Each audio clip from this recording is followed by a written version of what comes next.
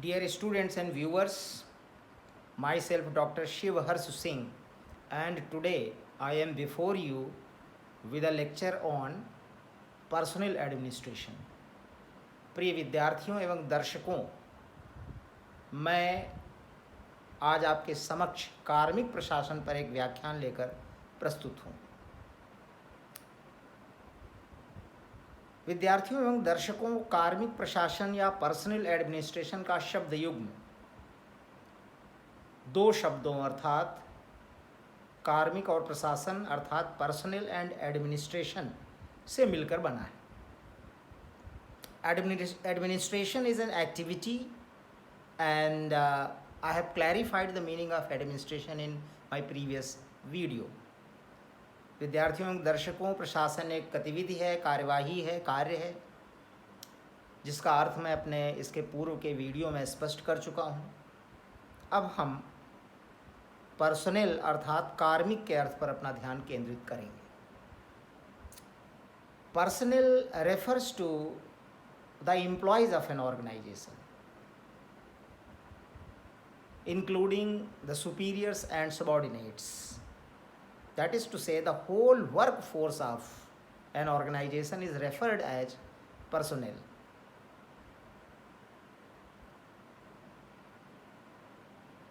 Both superiors and subordinate employees of an organization are collectively referred as personnel. विद्यार्थियों एवं दर्शकों, किसी संगठन के संपूर्ण कार्यबल को अर्थात वरिष्ठ और कनिष्ठ अधिकारी वर्ग के तथा अधीनस्थ वर्ग के सभी कर्मचारियों को एक साथ सामूहिक रूप से कार्मिक या पर्सनल की संज्ञा दी जाती है।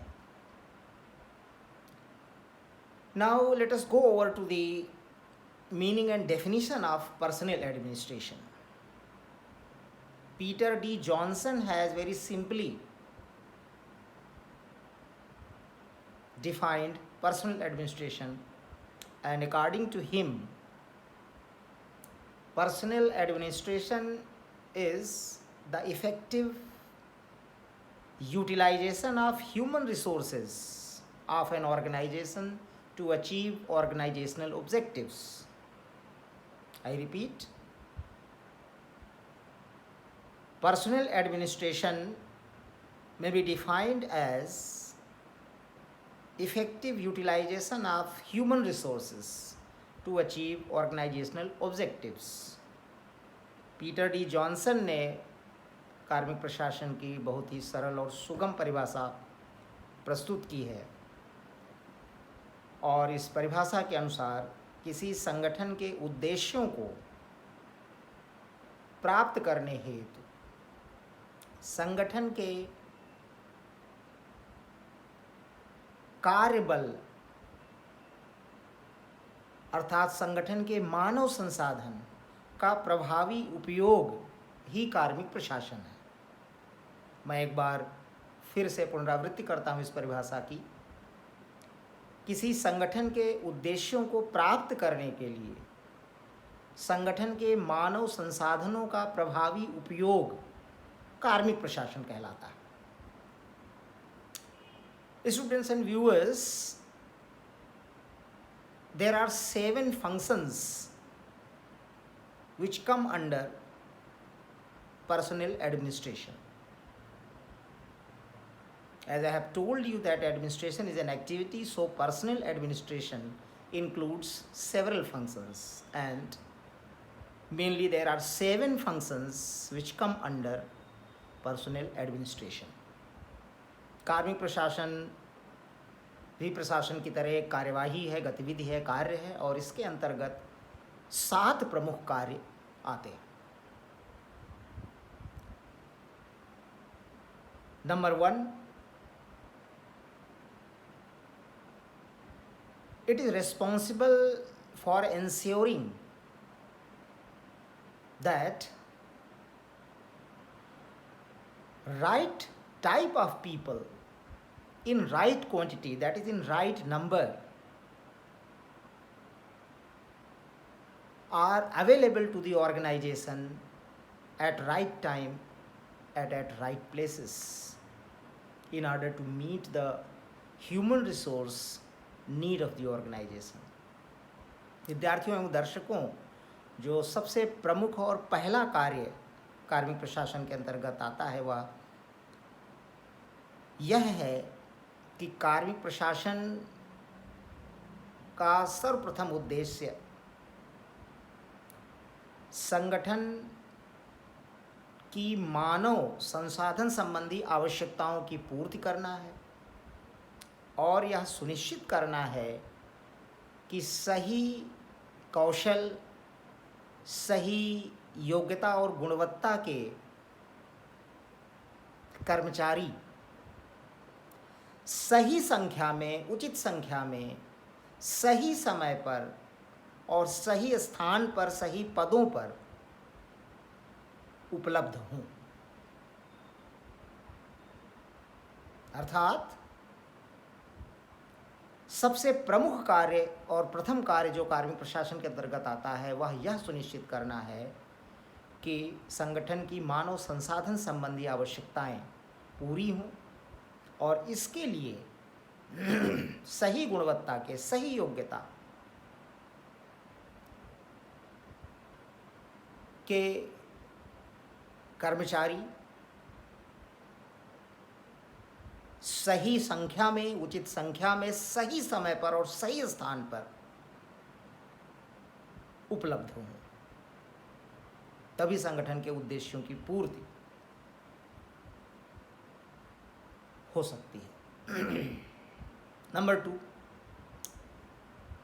Using the human resource of the organisation in an effective and efficient manner in order to reduce personnel cost and to keep the organization in right size, and for this to eliminate the unnecessary work.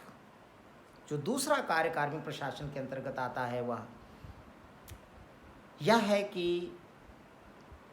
संगठन के मानव संसाधन को बहुत ही प्रभावी और कुशलतापूर्वक इसका उपयोग करना, जिससे कि कार्मिकों पर आने वाले खर्च को कम किया जा सके, कार्मिकों पर आने वाले खर्च में किफ़ायत बरती जा सके।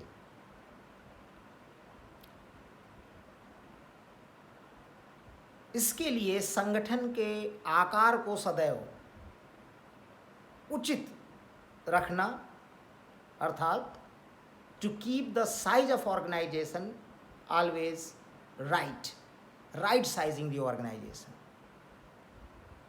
संगठन के आकार को सदैव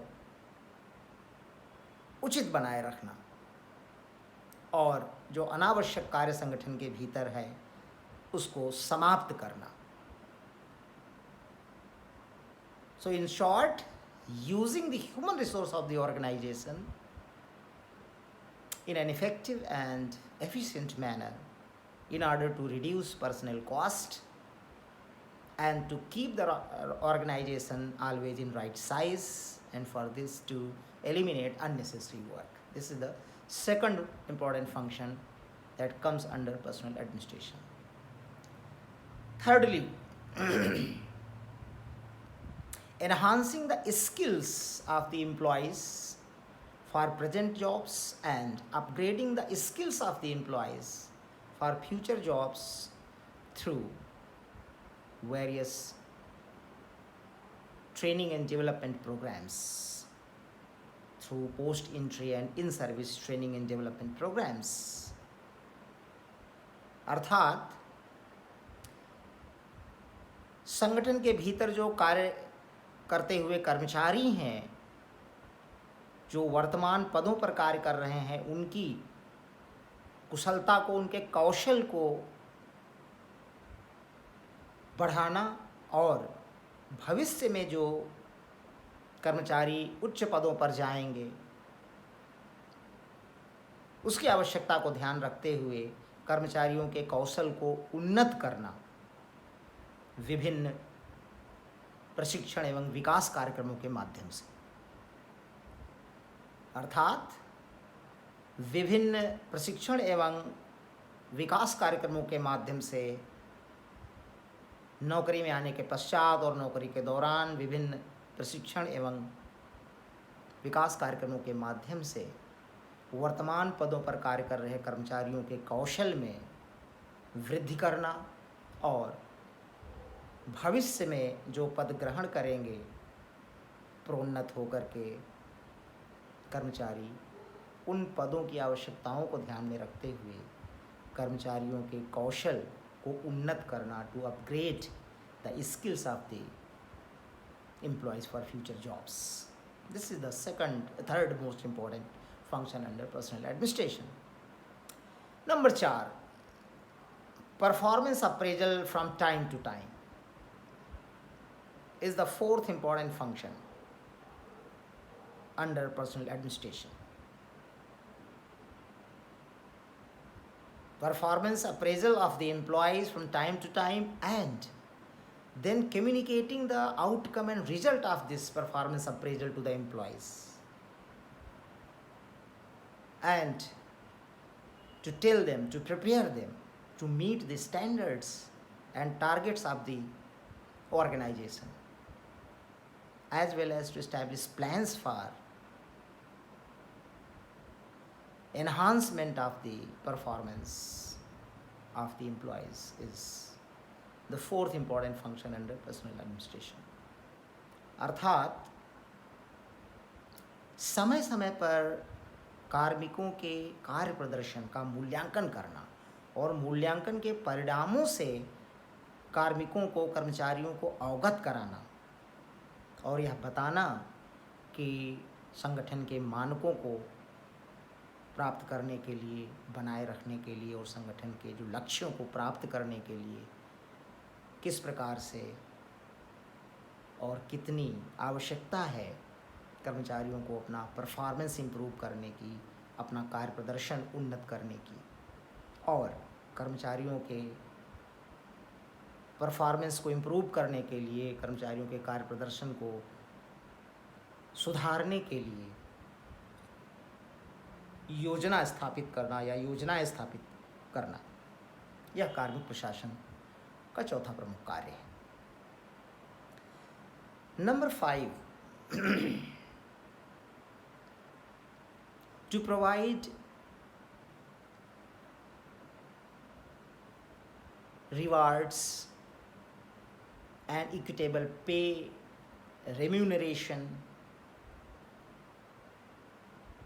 and other benefits to the employees as compensation for their contribution in achieving organizational objectives.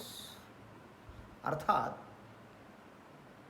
कर्मचारियों द्वारा संगठन के उद्देश्यों को प्राप्त करने हेतु जो उनका योगदान है, उसके प्रतिफल के रूप में कर्मचारियों को सम्यक वेतन प्रदान करना, उनके पदों के अनुरूप उन्हें उचित वेतन प्रदान करना, उचित पारिश्रमिक प्रदान करना और अन्य प्रकार के लाभ प्रदान करना. अगर किसी कर्मचारी ने बहुत अच्छा कार्य किया है तो उसे इंसेंटिव, प्रेरक प्रदान करना, जिससे कि अन्य कर्मचारी भी प्रेरित हों अच्छा कार्य करने के लिए और कर्मचारियों का उत्साहवर्धन हो.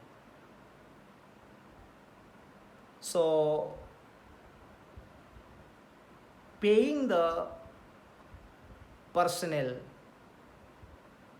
and rewarding them with equitable pay, remuneration and various other benefits as contribution, as compensation for their contribution in achieving the organizational objectives is the fifth important function under personnel administration. Sixthly, maintaining the positive and harmonious relationship between management and personnel through redressal of grievances and disciplinary actions and coordination is the other important function that comes under personnel administration. अर्थात शिकायतों के निवारण के माध्यम से और आवश्यक अनुशासनात्मक कार्यवाहियों के माध्यम से और समन्वय के माध्यम से प्रबंध तंत्र और कार्मिकों के अर्थात कर्मचारियों के मध्य सकारात्मक और सामंजस्यपूर्ण संबंध बनाए रखना, यह कार्मिक प्रशासन के अंतर्गत आने वाला एक और प्रमुख कार्य है।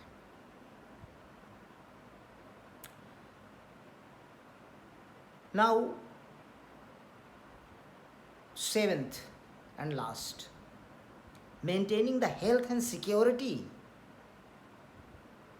of the employees in the organization at the workplace.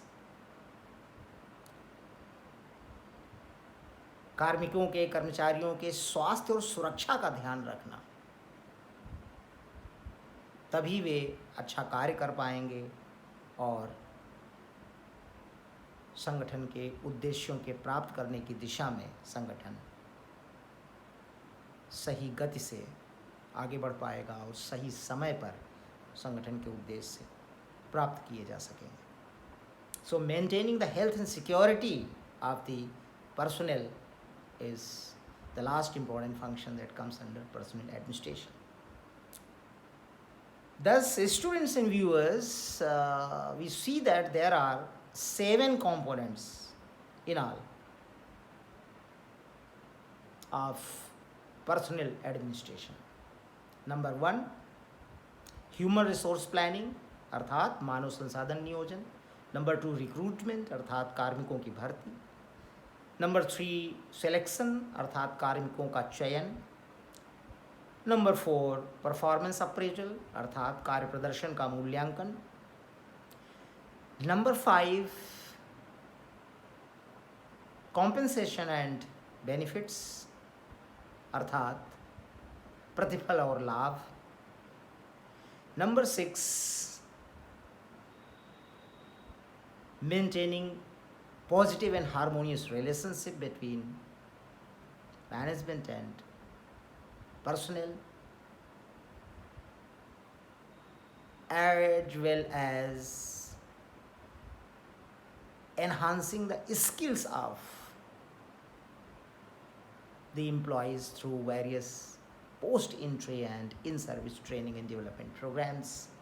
अर्थात विभिन्न प्रशिक्षण कार्यक्रमों के माध्यम से कर्मचारियों के कौशल को बढ़ाना और उन्नत करना तथा प्रबंध तंत्र और कर्मचारियों के मध्य सूझबूर्ण और सकारात्मक संबंध बनाए रखना. End of course 7th, health and security, स्वास्थ्य और सुरक्षा बनाए रखना कार्मिकों की, यह 7वां और अंतिम कंपोनेंट है कार्मिक प्रशासन के अंतर्गत आने वाला. So students and viewers, this has been a lecture on personnel administration. You can enjoy this video on Facebook as well. Don't forget to subscribe this channel. Thank you so much.